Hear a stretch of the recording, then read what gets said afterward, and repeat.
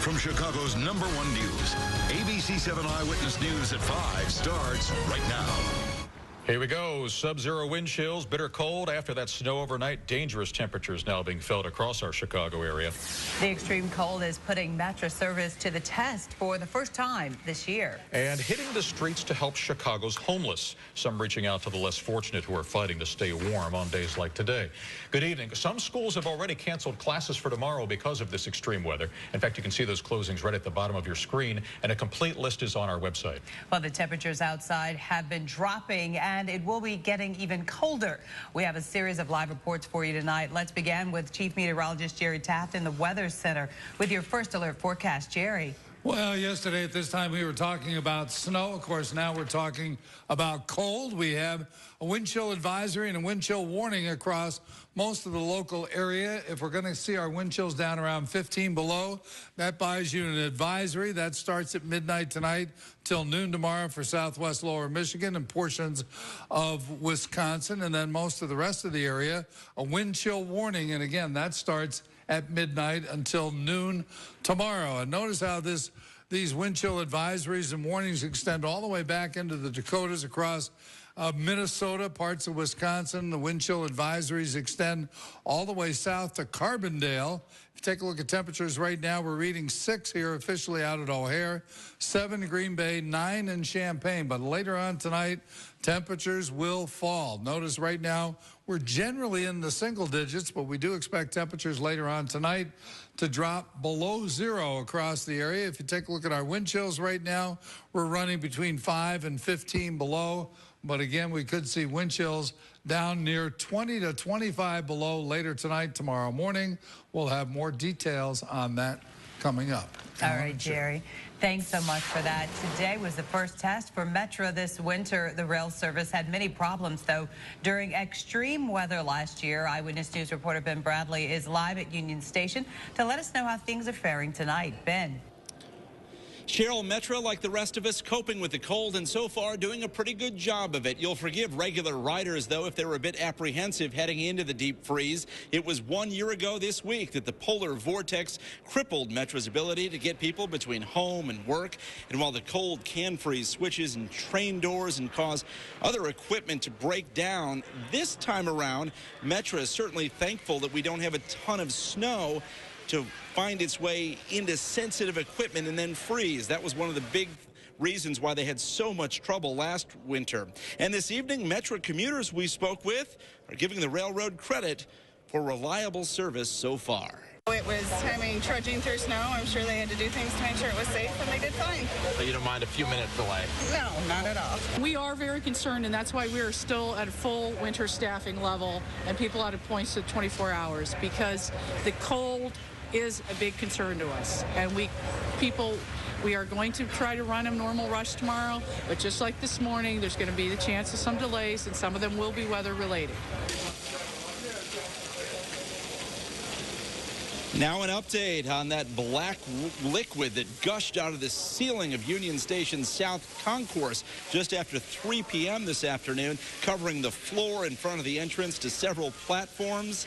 An Amtrak spokesperson, Amtrak runs Union Station, now tells me that it was water from a burst sprinkler pipe that caused all that mess. It's since been cleaned up, and again, the evening commute running well for Metro. That's the latest live from Union Station. Ben Bradley, ABC 7 Eyewitness News. Back to you. Okay, Ben, at least we feel better that it was a sprinkler pipe. Right now, drivers are out there hitting the expressways as the evening rush is well underway.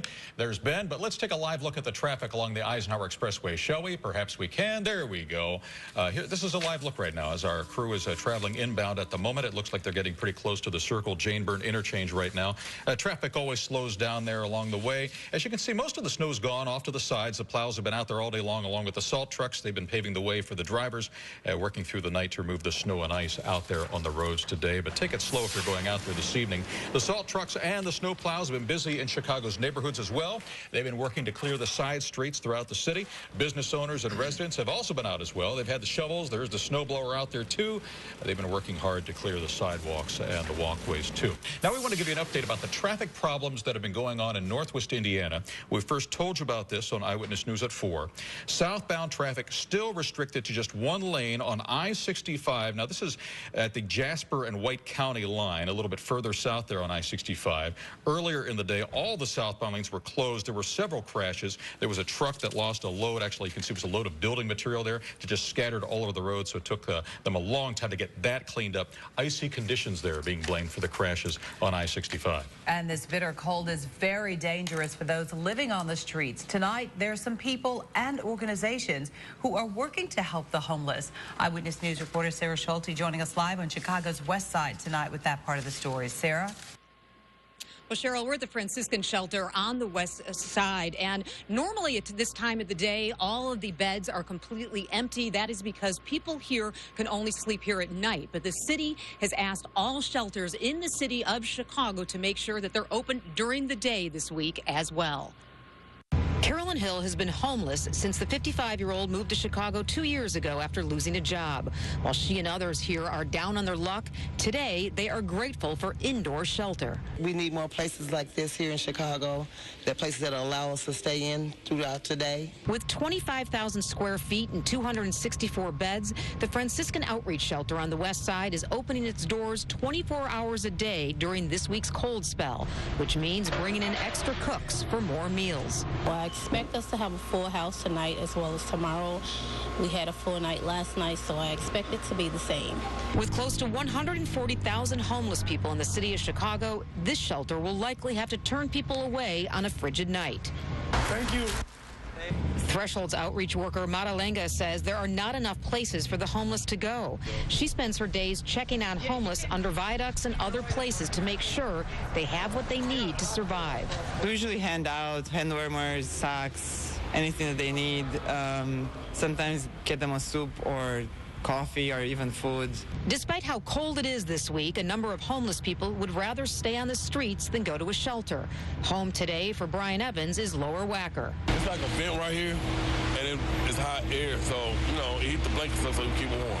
Others are not sure how long they can last. Sometimes I have to double up on whatever I have back here, but I'm not used to this weather. I'm from Florida, so I'm already ready to go back down south. But for those homeless people that are not lucky enough to go back down south and go down to Florida and do have to stay in Chicago, there are plenty of beds open here at the shelter, but they are expected to be full tonight. The city of Chicago also has warming centers open. There is one warming center at 10 South Kedzie that is open 24 hours a day. Again, this shelter and many others will be open tomorrow during the day as well. Live on the west side, Sarah Schulte, ABC 7 Eyewitness News. Alan, back to you. All right, Sarah, thanks so much. I want to remind you as well, you can keep track of this latest blast of winter with our ABC 7 Chicago weather app. I'm using it right here. You can get the latest weather alerts. Plus, you can find out what the conditions are like right down in your neighborhood. You can just go to the App Store or on Google Play or the App Store, search for ABC 7 Chicago weather, and it's a free download for you. I'm showing you a new feature now that we've just added to our weather app here, and I'm using this on my phone. That's what you're seeing here. But for instance, you can go right down to your neighborhood. Let's take down here in Chicago Ridge where somebody has posted information right here that they've taken this picture and posted it here through our new weather app. You can see they got 10 degrees there, and it's very cold out there. The whole point of this is that you can actually post the weather in your community. In this up here in the upper right, you just press that, and you can report your own weather. You choose what you're experiencing there. Let's say it's snow and ice, as you can see right there. That's good for today. You then can choose what the temperature you're seeing is in your particular neighborhood. Want to take a photograph or video? You can do that as well. I'll take one of our studio right now. There you go. There's Leah, our floor director, right next to the camera that I'm using right now. Take a picture of that, and then you just hit use photograph, and that'll be posted out there for the weather conditions that you can see right there. It's a new feature, so check it out on our weather app. We will also help you to get going in the dangerous cold tomorrow as well. Eyewitness News this morning is going to start a half hour earlier at 4 o'clock in the morning. We'll have the latest news, weather, and traffic for you. Cheryl? He is going to get a lot of likes on that picture. Well, thanks so much, Ellen. Governor Pat Quinn talking about his future after making a farewell speech to the City Club of Chicago. He also looked back at his nearly 6 years in office, talking about the economic progress the state has made under his leadership. He also pointed out that during his tenure, same-sex marriage became legal here in Illinois. As for the future, Quinn says he's planning to organize for causes he believes in, like veterans' rights. He became emotional when describing how he tried to live up to the example set by his late father. He is liked and admired by all of his associates. So that's what I've tried to do in my public life, and I look forward to many years, many years to come. Wow. Republican Bruce Rauner will be sworn in on Monday as the next governor here in the state of Illinois. Now new here at 5 tonight, cameras on cops. The police department in suburban Linwood, one of the first here in the Chicago area to actively test this technology on its police officers. Eyewitness News reporter Paul Meinke has more on the program's progress. This is the indicator light showing that it's recording. All right. Pretty small. Yeah. 2 inches tall, very light. It can be clipped to a pocket or vest and activated by voice or button push. This is the direction that law enforcement is going to be moving, that all the departments are going to be wearing these things soon enough. So by getting our process started now, that just puts us ahead of the curve. Linwood is a village of 9,000 with a police force of 25 sworn officers, 4 cops on the street per shift. Each one will have a body camera, and the plan is that with the push of a button, they will record every encounter, no matter how complex or seemingly trivial. You come up to me and you say what? As far as if I was to go into your household, I'd be like, you know, we're here for so-and-so situation. My name is Officer Weinbrecht. This is being recorded. And then we would go into the situation. You would explain to me what you needed me for, and I would, you know, obviously attempt to resolve the situation. At the end of an officer's shift, everything on his camera is loaded by officer name onto a police department server with tightly limited access. It would be used for investigation, court cases, training. Even with a small department, that could end up being a lot of material. As of now, our plan is to keep it for permanently. Perpetuity. Yes. The video of our short exchange today shows that the camera may not always be in the ideal position to catch everything, but middle body movement and, of course, audio are critical. The camera does not reveal all nor solve all, but is meant to provide an unbiased picture. I think it'll help both us and the public. I think, you know, it'll prevent any false accusations as well as more accurate reporting of the occurrences of what happened. Linwood has purchased 10 body cameras, though it has not yet passed final judgment on the model it'll be using. For now, this is a pilot program. Before it goes full-time, Linwood is opting to wait until the State General Assembly comes up with more specific legal guidelines for police body cam use. That may not happen for a few more months. Back to you in the studio. All right, Paul, thank you. Commotion in the courtroom today as the man charged with killing a 14-year-old boy in suburban Rosemont appears before a judge. We'll have details when the Eyewitness News at 5 o'clock continues. Attention shoppers, there are new rules for teenagers at the Ford City Mall in Chicago's Southwest Side. And a big boost for early childhood education in Chicago that will help more students enroll in pre-kindergarten programs. Bond is denied for a man accused of shooting and killing a teenager in suburban Rosemont last weekend. Well, 20-year-old Cesar Garay is charged with first-degree murder. He is accused of shooting 14-year-old Patrick Boswell in the head Friday night in an apartment complex. There was some drama at the hearing today. Some relatives of the victim screamed and lunged at the suspect. If convicted, he faces life in prison. A mall in Chicago is changing its rules for teenagers on Friday and Saturday nights. So starting February 13th, this is at the Ford City Mall, anyone under the age of 18 must be accompanied by an adult who's at least 21 years old from 6 in the evening until closing time on Friday or Saturday night. Up to 4 teenagers can be supervised by 1 adult. Unsupervised shoppers under the age of 18 will be asked to leave the mall. More preschoolers in Chicago will get an early childhood education thanks to $600 million grant from the federal government. Mayor Rahm Emanuel announced the grant today during a visit to the Learning and Wellness Center at Metropolitan Family Services. He was joined by Diana Rauner, wife of Governor-elect Bruce Rauner. This whole effort is to make sure that our most vulnerable children, kids who, based on their, family and where they live, get the education they need. They receive the type of education, quality education that's provided here. so they can rest of their lives be on the trajectory for success. Well, starting this fall, Chicago will provide free school to about 25,000 four-year-old children who qualify for the federal free or reduced school lunch program. Think it's cold outside right now? Just yeah. wait. Jerry Taft's up next with his first alert forecast. And in the Consumer Corner on this Tuesday, more pet treats being pulled from the shelves. Find out why they could put your cats and dogs in danger. And I'm Mark Giangreco. Coming up in sports, we'll preview tonight's Hawks-Avs matchup, plus the Ballad of Jimmy Butler as sung by Derrick Rose. Stay with us. In the Consumer Corner on this Tuesday, Petco is pulling all remaining Chinese-made dog and cat treats because of fears they may have sickened thousands of pets. The retailer stopped selling the jerky and rawhide treats at 1,300 stores, and on its website, the FDA had been investigating the treats after receiving thousands of complaints of pet illnesses and deaths. Eastern Orthodox Christians who follow the Julian calendar gathering today for a Christmas service. Holy Resurrection Serbian Orthodox Cathedral, one of several churches holding services across the Chicago area today. Today is Christmas Eve. Orthodox Christians celebrating Christmas on the 7th of January each year. Again, that's according to the Julian calendar. I'm about to have an Arctic plunge. Yeah, it's the old 1-2 punch. We had the snow last night and the cold today.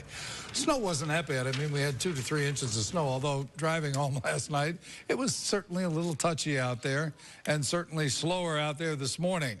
Woodstock weather station at 7 degrees right now. Out of Woodstock, they had 3 inches of snow. You can see the snow on the ground. Wind out of the southwest at 13 miles per hour. Officially out at O'Hare, we started off 5 below zero. We only made it to 10 today. 21 degrees below average. Wind chill warning out there tonight. Wind chills 20 to 30 below with temperatures averaging about 5 below. Coldest air over the next 48 hours. We will warm up a little bit into the 20s by Sunday. And a week from this Sunday, we could see 40. But certainly no 40 out there right now. Officially out at O'Hare at 6. Wind chill, making it feel like 13 below. AccuWeather reporting a falling barometer. Wind out of the west, 17 miles an hour. It's 6 in Minneapolis, 2 in Duluth, 7 in Green Bay, 6 here officially in Chicago at O'Hare, 9 down in Champaign, 7 in Woodstock, 8 in Wadsworth, 12 over in LaPorte, 7 in Valparaiso and Bourbonnais, Lockport and Batavia at 8. And look at these wind chills right now running generally between 5 and 15 below. To get a wind chill warning, you need to get wind chills down around 25 below. And that will happen later tonight, tomorrow morning, especially in the outlying areas. And even during the day tomorrow, we keep our wind chills running between 10 and 15 below. So certainly bitter cold temperatures out there tomorrow. We had a little bit of sunshine today, but now the clouds are starting to close back in on us. We could actually see a couple of flurries after midnight tonight. No accumulation expected with that. And here's our watches and warning. A wind chill warning across most of the area, stretching all the way up into Minnesota and parts of Wisconsin. Then the light blue area, well, that's a wind chill advisory. So 15 below, you get the advisory. 25 below on the wind chill, you get the warning. And it looks like we're going to see that warning kick in after midnight tonight. And as these winds pick up out of the north and west, we'll actually see a little bit of lake effect snow showers on the other side of the lake through LaPorte and Berrien County, and especially up around Grand Rapids. And that will wind down tomorrow afternoon. But for us, most of the day, we're going to see sunshine across the area, but it's going to be cold. Tonight, 12 below to 3 below near the lake. Bitter cold, obviously, with a couple of flurries and wind chills 20 to 30 below. And then for tomorrow, we do get some sunshine, but it's still going to be cold, averaging pretty close to 0. It's going to be windy with some blowing snow and wind chills at the height of the cold in the morning, 25 to 35 below 0 on those wind chills in the morning. So it's certainly going to be cold out there. 12 above on Thursday. Notice Friday we get cold again, 4 above and 7 below. Friday night, we get to 10 on Saturday. Then finally, we get back into the 20s Sunday, Monday, And Tuesday, so a little bit warmer there. 20s, thanks. Mark's here with sports, and of course it's the Avalanche. When they come to town, it's always a good matchup. Yeah, it's always entertaining. Big divisional matchup again, and we just keep going and going. The Hawks look to blow the Avalanche off the United Center ice tonight. Jonathan Toews skipped the morning skate, but he will be in the lineup when they drop the puck at 7:30. Corey Crawford will continue in goal as well, as long as he doesn't give away any more pucks. Patrick Sharpshooter, always looking to get the game winner, was asked this morning to assess his club right now as they near the halfway point of the season. Right in the thick of things. You know, I think we've had good stretches and some bad stretches. There's areas that we can improve on, but the main thing is our coaches know it, our players know it, and it's a matter of applying those things. I think you look up and down the lineup, whether it's the defensemen, forwards, we have the ability and the confidence to score goals. That's never the issue in here, even in stretches where it looks like it's tough to score. So the key to our team is keeping pucks out of our net. When we do that, they will keep the pucks out of their net. It was Lake Dawson's turn to interview for the Bears general manager's job today, but it appears that Chris Ballard already has it locked up. He's in tomorrow. Then Mike Shanahan will pitch the head coaching gig with the whole Cutler angle, followed by Todd Bowles, who you got to believe is too smart to come here. Meanwhile, the Ohio State Buckeyes continue to prep for the CFP National Championship against Oregon, with all eyes still on third string to starting QB Cardale Jones, who maintains he was always ready for the spotlight.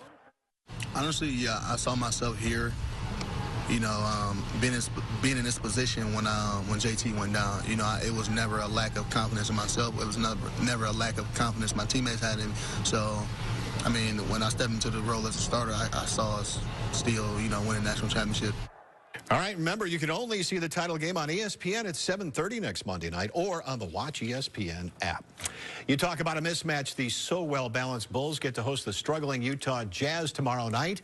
You know, Derrick Rose fought through that hip contusion to score 19 in the win over the Rockets last night, while Jimmy Butler had 22. Kind of ironic and crazy to say, but the former MVP seems to have become a nice complementary player to Mr. Big Shot Buckets.